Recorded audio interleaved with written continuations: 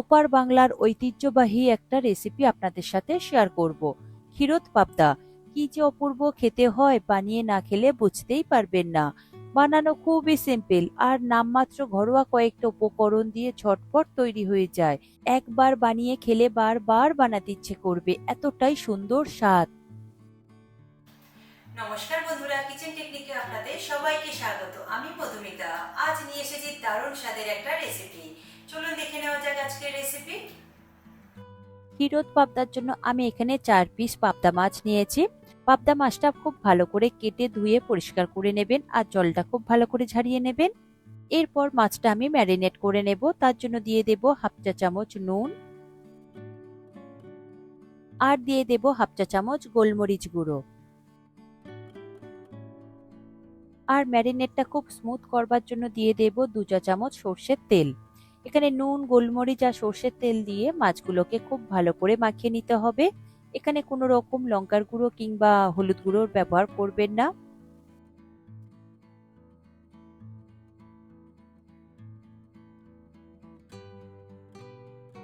দেখুন, নুন, গোলমরিচ গুঁড়ো আর সর্ষের তেল দিয়ে মাছগুলোকে খুব ভালো করে মাখিয়ে নিয়েছি। এইভাবে এবার মাছটাকে 10 মিনিট মতন ম্যারিনেট করে রেখে দেবেন। 10 মিনিট পরে মাছগুলোকে আমি ভেজে নেব। দেখুন, 10 মিনিট হয়ে গিয়েছে। এরপর একটা ফ্রাই প্যান নিয়েছি, তাতে দিয়ে দেব 2 টেবিল চামচ সর্ষের তেল। আপনারা এই রান্নাটা অবশ্যই সর্ষের তেল দিয়ে করবেন। তেলটাকে মিডিয়াম ফ্লেমে গরম করে নেবেন। এরপর এই তেলের সাথে দিয়ে দেব 1 চা চামচ ঘি। ঘি দিলে সুন্দর একটা ফ্লেভার আসে। ঘি আর সর্ষের তেলটা লো ফ্লেমে খুব ভালো করে গরম করে নিতে হবে। তেল গরম হয়ে গেলে তার মধ্যে দিয়ে দেব ম্যারিনেট করে রাখা পাবদা মাছ। তবে তেল যদি ভালো মতো গরম না হয় তাহলে কিন্তু মাছগুলো কড়াইয়ের গায়ে আটকে যাবে আর ভেঙে যাবে, কারণ এই মাছগুলো ভীষণই নরম হয়। এরপর গ্যাসের ফ্লেমটাকে মিডিয়াম টু হাইতে রেখে মাছগুলোকে বেশ ভালো করে ভেজে নিতে হবে। একটা সাইড যখন খুব সুন্দর করে লাল লাল করে ভাজা হবে তখন মাছটাকে সাবধানে উল্টাবেন। দেখুন, 2 চামচের সাহায্যে আমি সাবধানে মাছগুলোকে উল্টে নিচ্ছি। নেওয়ার পরে আরেকটা সাইডেও ঠিক লাল লাল করে ভেজে নিতে হবে।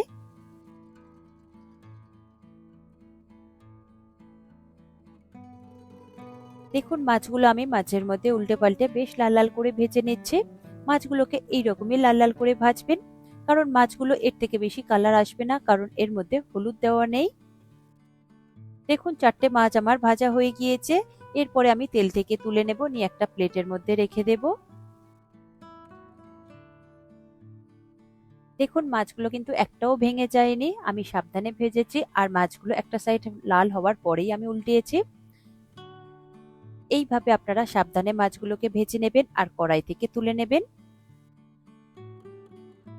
এরপর ওই মাছ ভাজা তেলের মধ্যে দিয়ে দেব 1 চা চামচ ধনে গুঁড়ো আর দিয়ে দেব স্বাদ অনুযায়ী নুন। নুন আপনারা নিজেদের টেস্ট অনুযায়ী দিয়ে দেবেন। এরপর দিয়ে দেব হাফ চা চামচ গোলমরিচ গুঁড়ো, সঙ্গে দেব হাফ চা চামচ গরম মশলা গুঁড়ো। এরপর গ্যাসের ফ্লেমটাকে লোতে রেখে সমস্ত মশলা কয়েক সেকেন্ডের জন্য একটু নাড়াচাড়া করে ভেজে নেবেন। ভাজা হয়ে গেলে তার মধ্যে দিয়ে দেব একটা মিডিয়াম সাইজের টমেটো। টমেটোগুলোকে আমি খুবই ছোট ছোট করে কুচিয়ে নিয়েছি। আর ঝালের জন্য দিয়ে দেব 3-4টে মতন চেরা কাঁচা লঙ্কা। কাঁচা লঙ্কা দেওয়ার পর গ্যাসের ফ্লেমটাকে লোতে রেখে কাঁচা লঙ্কা টমেটোটাকে বেশ নাড়াচাড়া করে একটু ভেজে নিতে হবে, যাতে টমেটোটা খুব সুন্দরভাবে নরম হয়ে যায়। একটু ভেজে নিলে টমেটোর কাঁচা গন্ধটাও চলে যায়। দেখুন, ভাজা হয়ে গিয়েছে। এরপর এটাকে আমি ঢেকে দেব 2 মিনিটের জন্য লো ফ্লেমে। তাতে টমেটোটা খুব সুন্দরভাবে নরম হয়ে যাবে, কারণ এর মধ্যে নুন দেওয়া রয়েছে। দেখুন, 2 মিনিট পরে আমি ঢাকা খুলে দেখছি টমেটো আর কাঁচা লঙ্কা খুব সুন্দর করে ভাজা ভাজা হয়ে গিয়েছে আর টমেটোটাও খুব সুন্দর নরম হয়ে গিয়েছে। এরপর খুন্তি বা স্প্যাচুলার সাহায্যে খুব ভালো করে একবার নাড়াচাড়া করে নেবেন, যাতে টমেটোটা একদম গলে যায়, মিশে যায়। দেখুন, টমেটো খুব সুন্দরভাবে নরম হয়ে মিশে গিয়েছে। এরপর নিয়েছি দেখুন 1 কাপ পরিমাণে দুধ। দুধটা এখানে হালকা উষ্ণ গরম রয়েছে। এরপর ওই দুধের সাথে দিয়ে দেব 1 চা চামচ ময়দা। ময়দা দেওয়ার পর দুধের সাথে ময়দাটাকে খুব ভালো করে মিশিয়ে নিতে হবে। দেখুন, আমি একটা হ্যান্ড উইস্কের সাহায্যে মিশাচ্ছি। আপনারা চাইলে চামচ কিংবা কাঁটা চামচ দিয়েও মিশিয়ে নিতে পারেন, যাতে কোনো রকম ভাবে দলা ভাব না থাকে। দেখুন, দুধের সাথে ময়দা খুব সুন্দর করে মিশানো হয়ে গিয়েছে, কোনো রকম ভাবে দলা ভাব নেই। এরপরে এই দুধটা ওই মশলার মধ্যে দিয়ে দিতে হবে, তবে একটা স্ট্রেনার দিয়ে ছেঁকে দেবেন, তাহলে খুব ভালো হয়। তাহলে ময়দার যদি কোনো রকম দলাভাব থাকে তাহলে সেটা আলাদা হয়ে যাবে। দেখুন আমি স্ট্রেনার দিয়ে ছেঁকে দিয়েছি, কোনো রকম দলাভাব নেই, সুন্দরভাবে মিশে গিয়েছিল। এরপর গ্যাসের ফ্লেমটাকে লোতে রেখেই আমি খুব ভালো করে একবার মিশিয়ে নেব। তারপর মিশানো হয়ে গেলে গ্যাসের ফ্লেমটাকে মিডিয়াম টু হাইতে দেব, দিয়ে এটা একটু ফুটিয়ে ঘন করে নেব। আর এই গ্রেভিটা খুব সুন্দরভাবে তাড়াতাড়ি ঘন হয়ে যাবে, কারণ এর মধ্যে ময়দা দেওয়া রয়েছে। এর মধ্যে ময়দা দেওয়া রয়েছে বলে যে ময়দার একটা গন্ধ হবে এই গ্রেভির মধ্যে, তা একদমই না। কোনো রকম ভাবে বুঝতেই পারবেন না যে এটা ময়দা দিয়ে এই গ্রেভিটা এত সুন্দরভাবে ঘন করা হয়েছে। তারপর দেখুন গ্যাসের ফ্লেমটাকে মিডিয়ামে দিয়ে কত সুন্দর করে আমি ফুটিয়ে নিয়েছি, গ্রেভিটা কত সুন্দরভাবে ঘন হয়ে গিয়েছে। গ্রেভিটা যখন এই রকম ঘন হয়ে আসবে ঠিক সেই সময় দিয়ে দেব 1 চা চামচ চিনি। চিনিটা এখানে স্বাদের ব্যালেন্সের জন্য দেওয়া হয়েছে, কারণ এর মধ্যে টমেটো রয়েছে, চিনি দিলে সুন্দর একটা টেস্ট আসে। এরপর খুব ভালো করে লো ফ্লেমে আরো একবার মিশিয়ে নেব, তবে এই সময় গ্যাসের ফ্লেমটাকে লোতে রেখেই করবেন, তা নাহলে খুব বেশি ঘন হয়ে যাবে।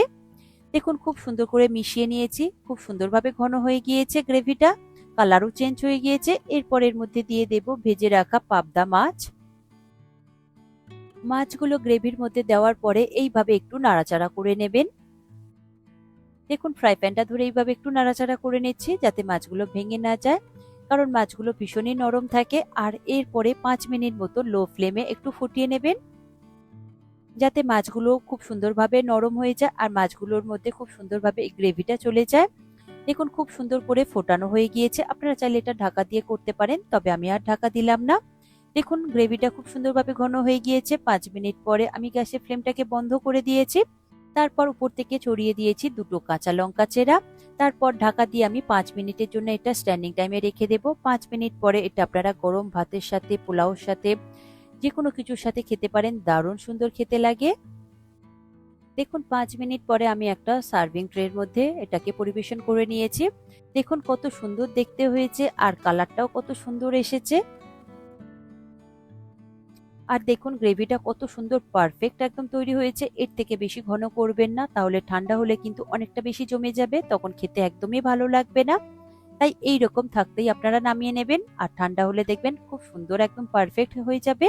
রান্নাটা দেখে নিশ্চয়ই আপনারা বুঝতে পেরেছেন যে কতটা সিম্পল, তবে টেস্ট কিন্তু দারুণ সুন্দর এসেছে, একটু অন্যরকম স্বাদের এসেছে, তবে খেতে কিন্তু অসম্ভব সুন্দর হয়েছে। নর্মাল আমরা তো সর্ষে পাবদা বা পাবদার ঝাল নর্মালি আমরা সবাই বানিয়ে খাই, তবে এই রকম একটা নতুন রেসিপি আপনারা ট্রাই করে দেখবেন, খেতে কিন্তু অসম্ভব সুন্দর হয় আর এর স্বাদ কিন্তু মুখে লেগে থাকার মতন।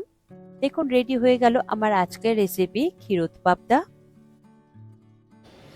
আশা করি আমার আজকের এই রেসিপি আপনাদের ভালো লাগলো। ভালো লাগলে এইভাবে একবার অবশ্যই বানিয়ে দেখবেন, আমার মনে হয় আপনাদের সকলেরই ভীষণ ভালো লাগবে।